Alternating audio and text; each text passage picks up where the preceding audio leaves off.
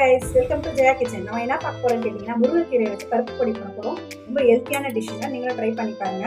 நான் எப்படி பண்ணுறதுன்னு இப்போ சொல்லித்தரேன் உங்களுக்கு. முருங்கைக்கீரையை இந்த மாதிரி அலசிட்டு ட்ரை பண்ணி வச்சுருக்கோம். இதை நம்ம வறுத்து எடுக்க போகிறோம்.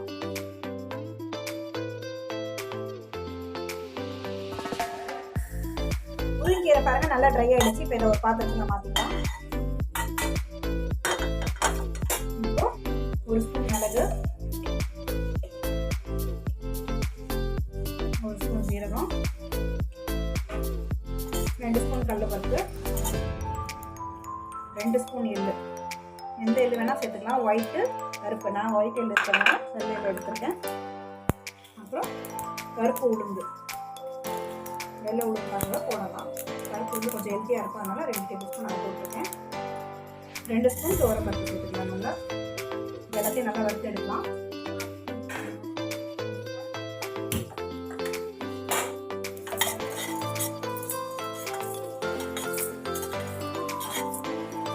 இப்போ இதை ஆஃப் பண்ணிடலாம்.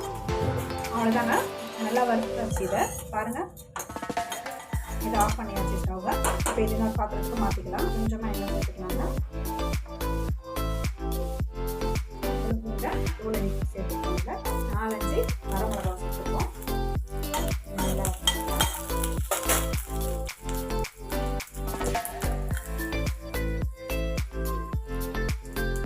கொஞ்சோண்டு குழம்பு சேர்த்துக்கோம்.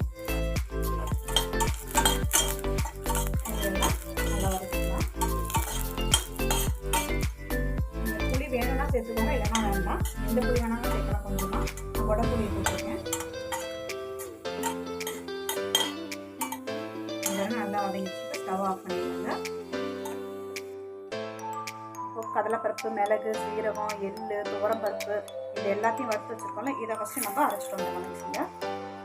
இது கூட வறுத்தோம் இல்லைங்க முருங்கைக்கீரை, அதையும் உள்ள சேர்த்துக்கலாம்.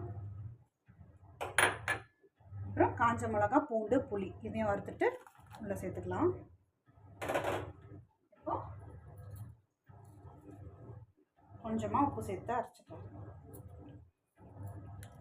கொஞ்சமாக கல் உப்பு சேர்த்து அரைச்சிக்க வேண்டியதான். இது கூடவே கட்டி பெருங்காயம் இருந்தால் பெருங்காயம் போட்டு நல்லா வறுத்துட்டு சேர்த்துக்கலாம். நம்மக்கிட்ட கட்டி பெருங்காயம் இல்லைனால இந்த மாதிரி பெருங்காயத்தூளை சேர்த்துக்கலாம் வாசனைக்கு வேண்டி. இப்போ இதை நம்ம அடிச்சுட்டு வந்துடலாங்க மிக்சியில். ஸ்டார்ட். இங்கே பாருங்கள், முருங்கைக்கீரை பருப்பு பொடி ரெடி ஆகிடுச்சுங்க. அதிக விலை கொடுத்து எல்லாரும் வாங்கி சாப்பிட்டுன்னு இருக்கணும். ஈஸியாக கிடைக்கக்கூடிய கீரைங்க, நம்மளுக்கு விலையும் கம்மி. சூப்பரான அருமையான முருங்கைக்கீரை பருப்பு பொடி ரெடி. இதை சுட சுட சாதத்தில் போட்டு நல்லெண்ணெய் ஊற்றி சாப்பிட்டீங்கன்னா வேறு எந்த குழம்பும் தேவையில்லைங்க.